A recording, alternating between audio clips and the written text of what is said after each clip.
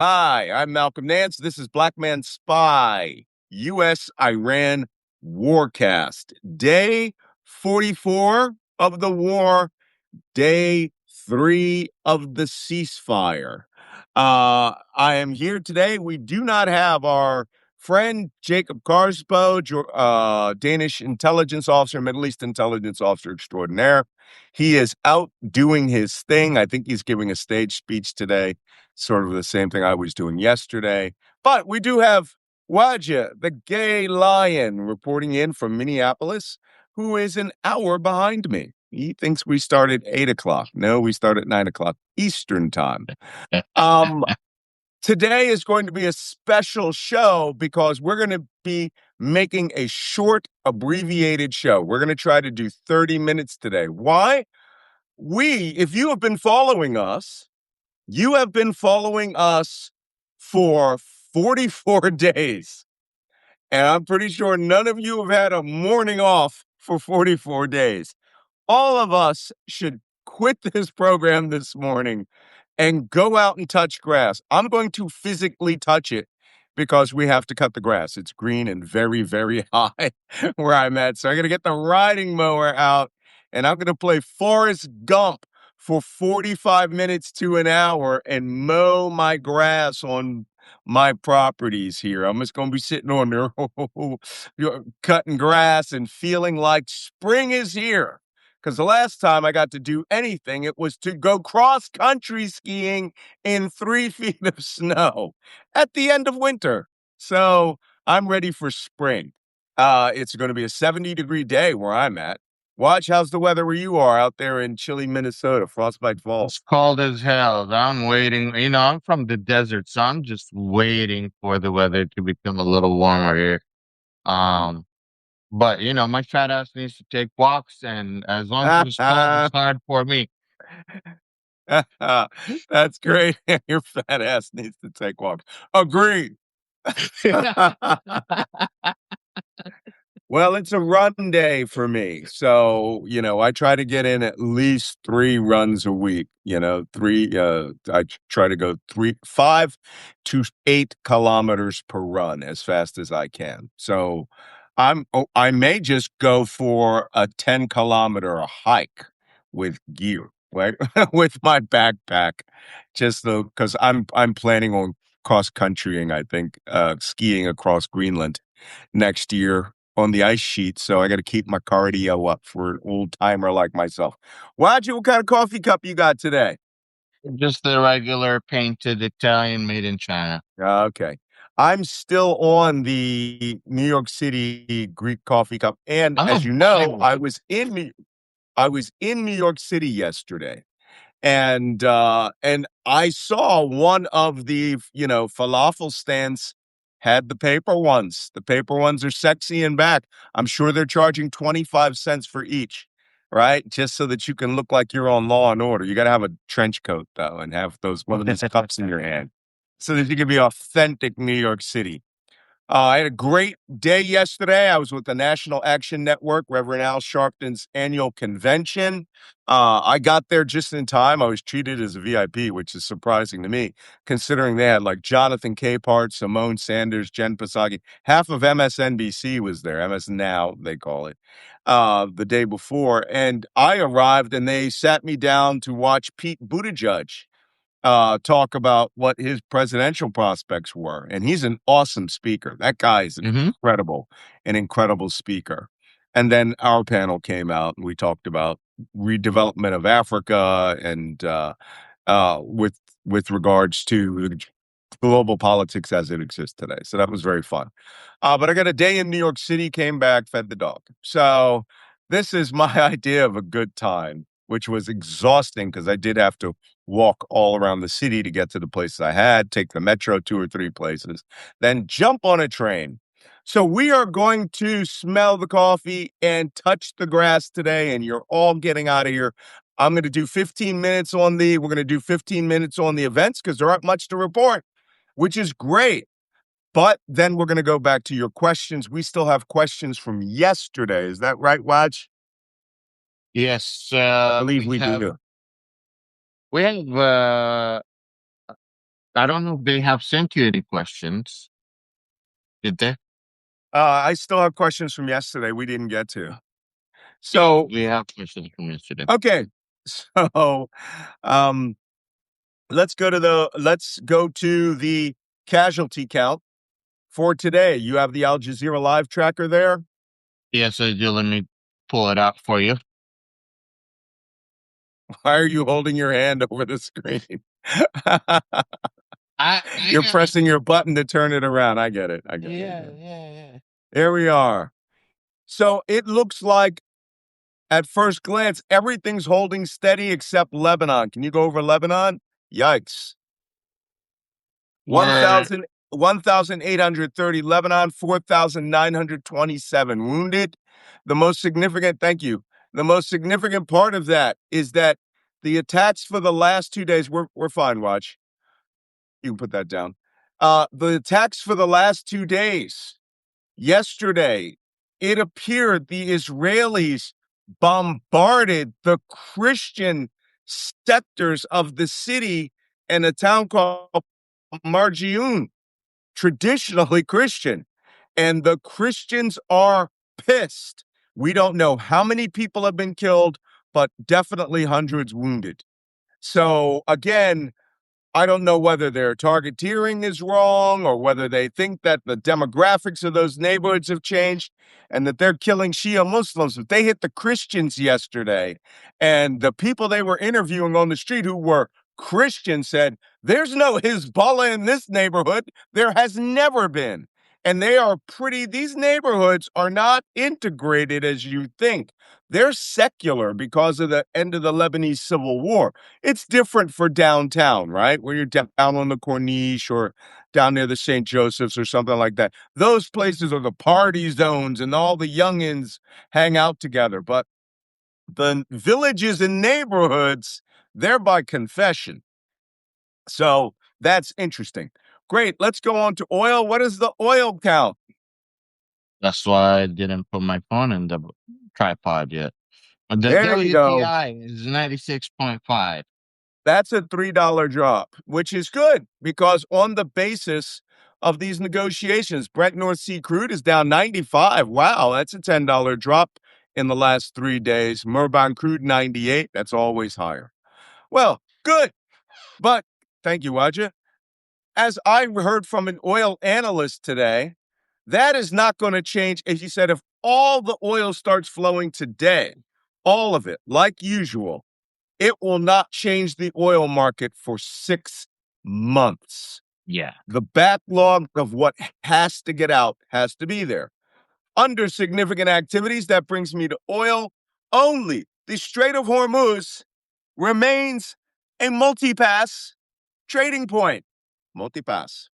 Only count them, two very large crude carriers got out, and they were both Chinese, the Kaarsbo Lake and the He, very large crude carriers. So they went straight through the multipass toll booth at Larak Kishem Card Island, paid their money in big Trump coin or Chinese yuan, and off they went. I read an interesting statistic from from the trade. What is it? This guy who's in charge, who's an expert in cargo transport. In the entirety of this war, 136 ships transited the Strait of Hormuz. Out of those, 80% were container ships. And he said, with regards to global trade, that's nothing. That's like 0.1%. He said the real trouble is very large crude carriers are not getting out, and the ones that are getting out are only the ones that have been authorized for China, Pakistan, India. Nobody else is getting nothing. So technically and physically, operationally, the Strait of Hormuz is still closed. It's closed. Mm-hmm. I can't wait to hear J.D. Vance's bullshit line and Trump. Every day they have said the Strait of Hormuz is open. Every day. I don't know who's Even lying to them, but is it that they see one ship go through and they go, halas, very good. even if Iran wants to open up the Strait of Hormuz today, let's say, and they have already mined most of it. Mhm. They don't know where most of these mines are. I was The just getting into that. Iranians themselves. Oh, I'm sorry. That's okay. Yeah, go on. We're going to talk So about that New York Times article that the Iranians said, yeah, we mined it. We just don't know where the mines are. Because you know what they would say? They would say, because you killed all the guys.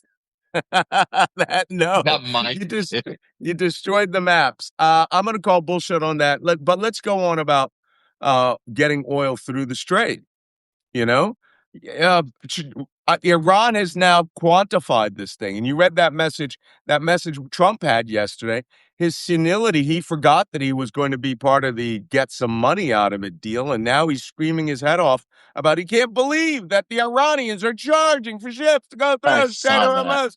Oh my God, right?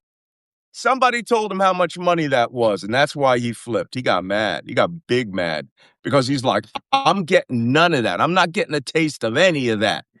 Bastages. Yeah. On average, the Strait of Hormuz in one day passes 140 to 150 ships. Right. Yesterday, we only had two ships. Too. And like I said, Two. Chinese. Chinese. I wonder who's getting through. Right? Clearly not us. Okay, that brings us to the second most significant act. The New York Times reported yesterday that the Iranians laid mines in the Strait of Hormuz. And they're like, but we don't know where they are. I Why do you call BS on that? call BS on that because I think I may have told this story before, and it's in my memoir. In Desert Storm, the Iraqis laid over 2,000 sea mines, very, very different types. And when it came time for General Schwarzkopf to receive that at the surrender hearings, the Iraqis are like, well, we don't know where they are. They're just between A and B, and there's a bunch of them, right? That complicates things. So, in my infinite wisdom, because I was on a ship that hit a mine, it became a jihad for me to go find the map of all those mines. I knew it had to exist. It had to exist at the Ras Kalia Naval Base where it had. So I went ashore with a Canadian explosive ordnance disposal officer. We found that they had done emergency destruction on all of their documents. They had burned everything. And he was like, oh, well, I guess you're not getting a map. Until we accidentally went into an office that was a Iraqi flag ranked officer, a general ranked officer. And I could tell because all the books were from like the Egyptian War College and the Iraqi War College and all that stuff. I wish I had kept them. I'm sure just volumes, but I'm sure that the Kuwaitis threw them all away. And then I saw that this room had been damaged when a bomb blasted nearby and that the person had climbed over his desk. You know how all the dust falls and you could see where there was an outline of a person and then his hand scrabbles in the dust marks, then out the door and everything had collapsed and he clearly hadn't been back, right? 500-pound bomb hit this building. And when I looked around, I was like, this guy's like a general, right? And then I look over to the wall and a map had fallen that was encased in glass, had fallen and had shattered. So I picked up the map and here's the map. It's just a map of the northern Persian Gulf. But Wow. it's a nautical chart, right? That's a ship map. And then I looked down and in the ground under dust was that flimsy see-through material, right? That you have chart pack, we call it. And I pick it up and I lay it on top of the map. And it was the map of every mine laid in the Persian Gulf. Every mine. And here's what we got from Schwarzkopf's headquarters. He goes, you just saved us a year of Yeah, mining. you saved them a lot of I got a time. medal for it. But the point is this. That map exists, and that map is in a cafe in Bandar Abbas because they know where they send them motherfuckers out. There, no commander worth his salt doesn't have 2 or 3 copies of that map, right? And you can say, "Oh, we blew up my headquarters. Too bad. Sorry, JD Vance. Talk to Pete Hegseth about that map, right?" And he got a copy of it in his pocket. because when the time comes, and so you know what he wants to do? He wants to force the Americans to minesweep, hit a mine, and sink a ship. That's what he wants. That So makes a lot of sense once you put that story out there every and commander make has a it couple of known. copies of the map. And they have burned everything. I mean, they had burned a ton of papers. Their skiff where all the papers were stacked up floor to ceiling. And that Canadian officer was laughing at me like, your map's in there. And it was just pure chance that we found the actual map. I have a photograph of it. I have a photograph of it, me holding it up. You'll have to see it in my memoir when it comes out next year. I'll So have to buy it. yeah, I'll give you a copy. Don't worry. Okay, that being said, that's it for activities. No attacks in the Gulf. Everything is happening in Lebanon. Israel is ignoring the ceasefire. Now let's talk about the negotiations going on in Pakistan. I'm leaving that to you. Tell us who's there. Tell us what they're saying. Here, let me pull that out. I was going to have you describe them, the Iranian people, and I was Okay. going to describe the rest of the situation. Okay. Let me tell you guys, I'm going to read you the list of who's here and why this is significant. One, the Iranians sent 14 people. Okay. Now, arguably,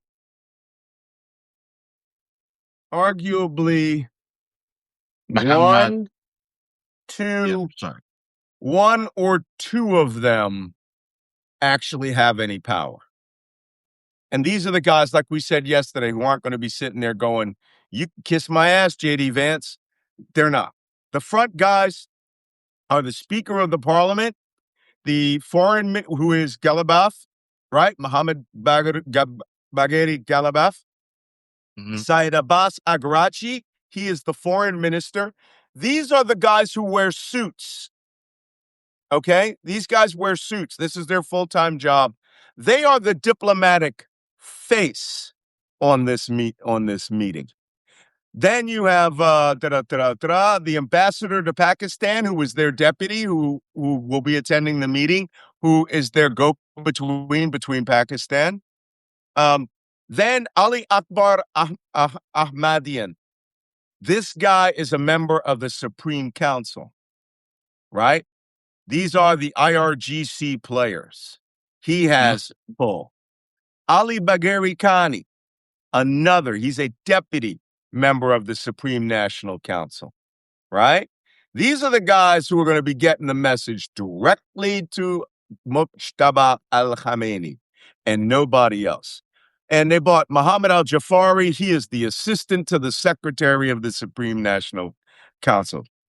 So those guys may have influence. Everybody else, now this is my favorite part. They bought Nasser Hemati. He is the governor of the Central Bank of Iran. All right. This is sort of like when you're up in the stripper's VIP room, there's always like a guard there. Okay. But that guard's job is not just to beat you up and throw you out if you touch the strippers during the strip. It's to collect the money that you're putting in their stockings, right? That doesn't go to the ladies, guys. Just FYI, in case you plan on marrying. That goes to the house. And that is why the governor of the Central Bank of Iran is there. He's there to get their money. And from what I understand, there's rumors we may have approved the transfer of all of Iran's money that was frozen, which is a shite ton larger than $1.2 billion on a pallet of cash. Iran is making bank. All of the other members who were there, deputy foreign ministers, they're like secondary, tertiary guys, just to make the delegation look good, right? But Yeah. the banker and then the spokesman for the Ministry of there's a guy, no, that's foreign affairs, not financial affairs. So the banker is the big guy. He's there to get his money and say, oh, you guys want the Strait of Hormuz opened? You're going to have to pay for it. Because Yeah. there are a lot of sanctions that you have on us, and if you need to release our frozen assets as a sign of goodwill. And apparently that is the rumor. is that we are going to release their money. Go on. What do you say about the negotiations themselves? The United States is sending J.D. Vance, Stephen Witkoff, and Jared Sent. They're Kushner. already there. They're already Yeah, there on the ground. that's what I meant. Some Okay. people from the State Department, some people from National Security Council, some people from the Pentagon. The crazy thing for me here is most people don't understand how these negotiations happen. Both sides are not even on the same table. They're not even in the same room. So what happens is you got the prime minister going from one room to the other, and the head of national security going from one room to the other, passing notes. And Mhm. I think I can't blame either side. I mean, Yeah. what? So these aren't face to face meetings. It's the Pakistanis and the Iranians in one room, and it's the Americans and the Pakistanis in the other room. And they're Right. going, Halas, America say this. And they say, fuck that shit. I'm not agreeing to that. And then they go, write it in a note. They walk across the hall.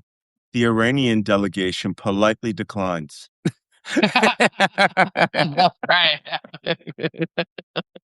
And JD Vance is like, well, I find that unacceptable. Is there any coffee here?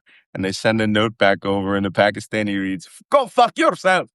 So that's, they have to translate it into from idiot American speak into camel soup speak, right? That's This right. is so much like the camel soup. Now, here's a good example of that. We talked about the frozen assets. 3 hours ago, a senior Iranian source on Saturday said the U.S. had agreed to release Iran's frozen assets held in Qatar and other foreign banks, welcoming the move as a sign of seriousness to reach a deal in Washington. That was from Reuters. And that was 3 hours ago. 2 hours ago, U.S. officials say the U.S. has not agreed to release the frozen Iranian funds. Two rooms, two separate sides. Okay? Here's Here's also the thing. Trump and Vance has to look to the American people like they have accomplished something and brought money back to the US, and they were like the Napoleon, and they have conquered, and the Iranians are like, we just gotta tell our people that we won and we kicked your ass. So pay us back. We're all good. We opened the Strait of Hormuz. You begged us to come here. We didn't have to come here at all. Yeah, great comment by this woman named Debbie. So let me get this straight. Donald Trump is loading pallets of money on an airplane to give to Iran. Got it. And what they're going to say is, no, we didn't. We didn't. Qatar did. Can I point out something to you? That humanitarian release Obama did of Iranian money, that was Qatari, that was cash from Qatar. It wasn't even in the United States. None of this it wasn't even ours. It was frozen in a Qatari bank, and we authorized the Qatari to release Iran's own money back to Iran. That's not where this is amazing. Trump is, and it's going to be some crazy number like 30 billion. And Trump will be like, okay, is this sign of goodwill? And then you're going to find out he wanted 10% of that shit. Also, he made a big deal when Biden made a specific agreement with Qatar and Iran to give them about $6 billion frozen assets that we can choose what they can spend that money on. And Trump came out, "Oh, no, look, we gave the Iranian government all the money, and this war has put more money in Iran pocket than this whole $6 billion." I'm telling you, it is, you know what? It, it does not pay to run a casino. It does not pay to run a strip club, but it pays to negotiate with Donald Trump. Speaking of which, the Hormuz letter, which is a newsletter that leans Iranian and tends to have some assets, put out this 1 hour ago at 8 a.m. No, yeah, an hour ago. Breaking. Iran has formally submitted its four red lines to the Pakistani Prime Minister Sharif as mediation. As as reported on Iranian television. So you know that means that they had this ready, right? And they released it. Number one, Strait of Hormuz, multipass stays. Multipass. Number two, Iran must be paid war reparations. You broke it, you'll buy it. You kick this camel, you buy it. That's right. Okay, who is this coming up here? 1 second. Yeah. I'm just watching something that's going on. Okay. All right. Number three, blocked Iranian assets. And number four, a ceasefire across the region. That's these four assets that are being said that have to be released here. So that's Iran's negotiating position. Give me 1 second. Go ahead. Tell me about what you think about these negotiations. I'll be right back. Well, these negotiation points, in many ways, they're very reasonable, and they play exactly on the Iranian rhetoric to their own people that we have brought America to their knees. They had nuclear development. They had regional strategy. They're focused on keeping their proxies because they provide them a lot of power and provide them with a lot of security in the region. And so they are negotiating, one, from a point of power. Two, they are making sure that they get exactly what they need. And Trump is squirming and trying to find a way to make himself look like he's the boss, to the point where JD Vance was like, well, if the Iranians think they're gonna pull one on us, they're gonna find Yeah. out that we are unreceptible. Like, what are you talking about? You know, I find it hilarious that JD Vance, this guy has no experience at anything. Again, when he was in the Marines, he wrote a newsletter for a Marine Corps fighter wing. You know, the the guys who flew jets who actually had education. He was a one rank above private. He's a fucking lance corporal in the Marine Corps. And they're like, "Oh, that's experience. He went to Iraq. He sat on an air base in Iraq, the biggest air base, right? You could get bombarded on one end of the base, you wouldn't even hear it on the other end. And so he thinks he's coming into the Middle East and he's going to be dealing. Okay, good luck to that. All right.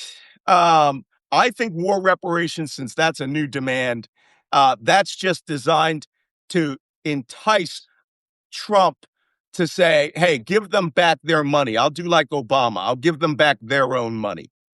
And we'll see how that falls out. I don't know, but I don't think war reparations is going to be a thing. Either that or give them the Strait of Hormuz. Like, we ain't giving them money, but we'll give them the $2 million shit. So I think that you're thinking toward the right direction. They're definitely these Iranians are experienced negotiators. They've Of been doing it course. since they've been doing it since they're born. Like, I find this so hilarious that go ahead, keep going.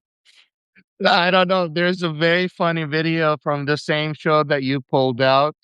The UAE show. I forgot what it's called. The one that's like Farij. Farid. There was a very, very funny video where she's at the market and she goes, "Come out here." He goes, "I said, I can come." I said, "I can come out here." And she kept repeating, "How much is this?" He's like, $10. "How much will it be?" $10. "How much will it be?"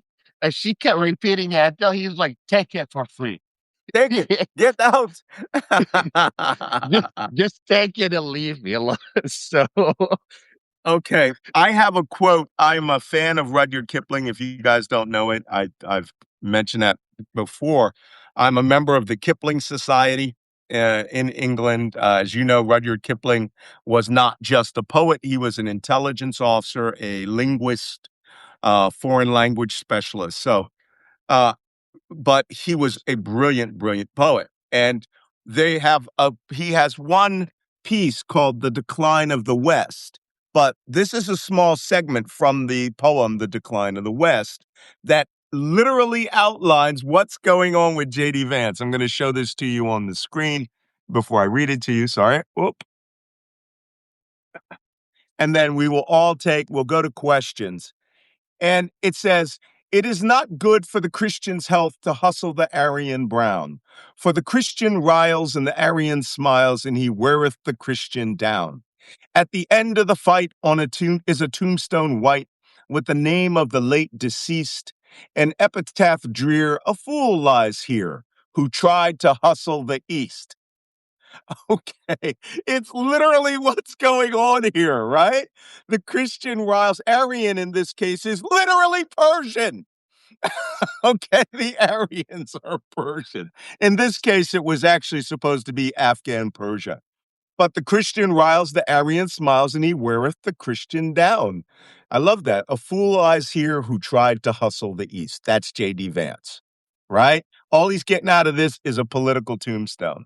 Nothing good is going to come of this. Let's go to questions because we have to wait for the significant activities to appear to see what's going on with the negotiations today. And I'll keep my phone updated if there is anything serious. Malcolm and I might go live for paid subscribers only. That's right. If there's something serious. Ella asks, can't the countries prevail upon Iran to let the Chandlers get through the Strait of Hormuz? That's the ship support companies. They actually come out of Dubai, Ras Al Khaimah, Sharjah, right?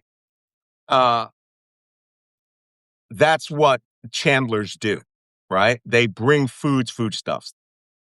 I think they're going to be getting there. Moving on, next question.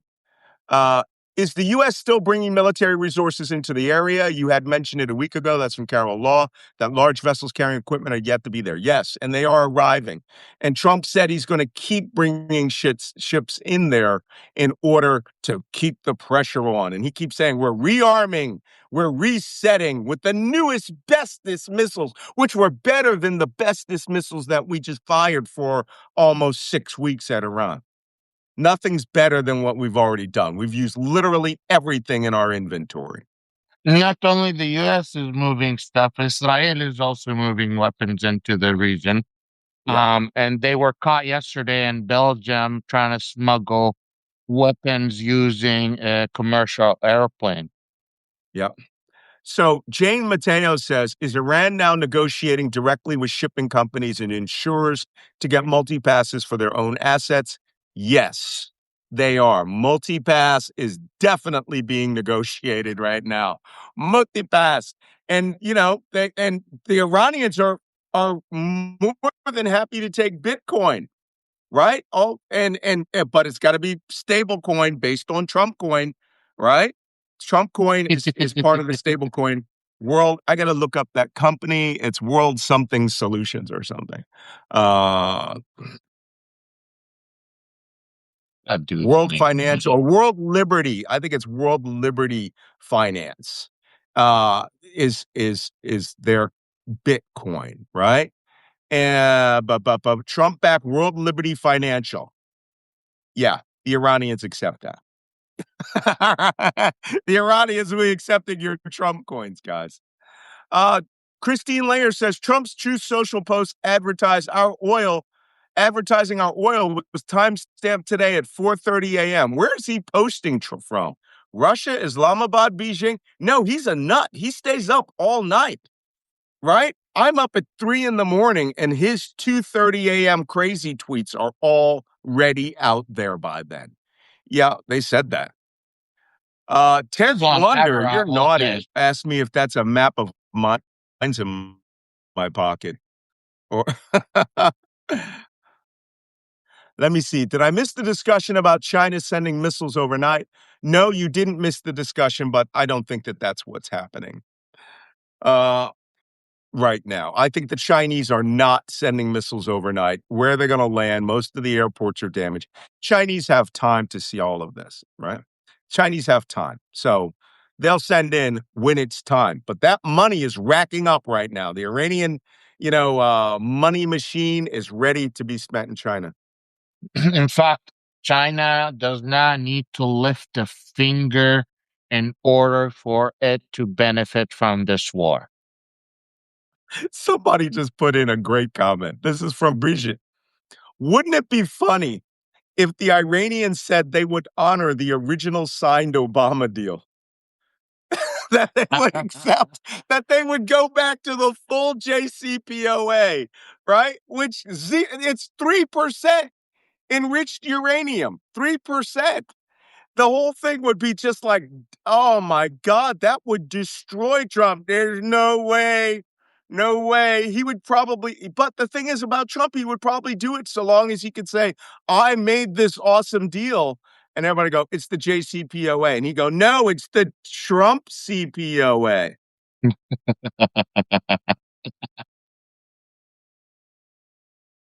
It's the Trump CPOA. Just Oh like my he God. wanted to change the Strait of Hormuz to the Strait of Wow. Trump. From what? What is that? Just like he wanted to change the Strait of Hormuz to the Strait of To the Trump. Strait of Trump, right. So it'd be the Trump comprehensive plan of action. Oh my God. That's it. That's all the questions we had. That's great. I think this is there's the last one from Gareth. Has the US started removing mines from the Strait? No American warships going up in the Strait, y'all. That's They danger they talk. they brought the so a few weeks ago, 2 weeks ago, they brought the ships over because they thought they could take those mines out. And then as soon as the ships got there, they saw that the drones were targeting American ships. They're like, "Fuck no!" So they brought it all the way back to Indonesia or Malaysia. I forgot where. But Mhm. it's no longer even in close to the Red Sea because it's too dangerous for them to operate there. Yep. Annie asks, will the U.S. request release of captive Americans? These are civilians. Play any role in the negotiations. I'll bet you JD Vance will at the end. I mean, the Iranians will get like everything, 14 out of 15 of their points. And then JD Vance will go, well, what about those 3 released American Iranians? And they'll go, yeah, we'll give you those. And Vance will come back, we got our captives back. And he'll be like, yeah, but you gave away $30 billion, right? And control of the Strait of Hormuz.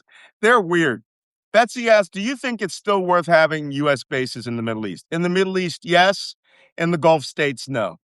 I think Saudi Arabia, if they want, the problem with Saudi Arabia, we learned this in Desert Storm. They do not like having women on those bases, right? Women there driving trucks, having rights. They don't like that at all. The plan now is for the U.S. to move to Israel, and I think that's a big, bad move. That's a bad Especially when move. I these think we'll. women have especially when these women have to exchange orders with Saudi officers or Saudi Oh yeah, no, generals. no, and they're not even allowed to be face to face and alone with a woman, right? And for these Yeah. women officers there doing these things, no, all the women will go to Israel. I think the countries where we will keep bases are United Arab Emirates. We'll keep Dhafra, UAE, maybe reduced operations in Kuwait. Kuwait's really getting pummeled. Uh, I think we'll limit Saudi Arabia. I think we'll probably lose most of Saudi Arabia, except the visit. We'll keep Jordan. I suspect we will get a very reduced presence in Iraq. Very Uh, reduced. if you have anything left in Saudi Arabia, you might have a naval base and maybe one air, air, uh, air, air, air, air force base, but I don't see anything other than that because they are already looking for partners in Turkey, partners in China, partners in Ukraine, partners in UK was there 2 days ago. Italy was there a day before that. Everyone is trying to make a security deal with the GCC, knowing that the US has dropped the ball. And once you drop a ball, when you have a security agreement, with the country that's paying for the security agreement. They the whole deal is over. Why Yep. do we still have to pay you for it? We're just gonna look somewhere else. Yep. Absolutely. Absolutely. Well, um, some Murphy's friend asked, does anyone think Pakistan will ask Iran will ask Pakistan for ballistic missiles? No. Iran will start rebuilding their missiles. They've got missiles done. They've got missiles in partial assembly. They've got extra fuel. Give them a year. They will have the full production line going again. All right. That's it. We went 15 minutes over my 30-minute limit. I want to thank you guys for coming. Everyone, go out. Touch the grass, cut your grass, do something, go have some fun time with your family. Until these negotiations are over, we have limit to report. We will be back tomorrow because they're going to be done today. I'm sure. I don't know how long that's going to take. So, we'll get that. I missed one question. We'll get to that tomorrow. But everybody go have a break from this war, right? And go have a cookout if you can. All right. Take care, Raj. Jacob will Thank you be for back having me. tomorrow. All I'll see right. you tomorrow. Bye bye. Bye-bye. Bye.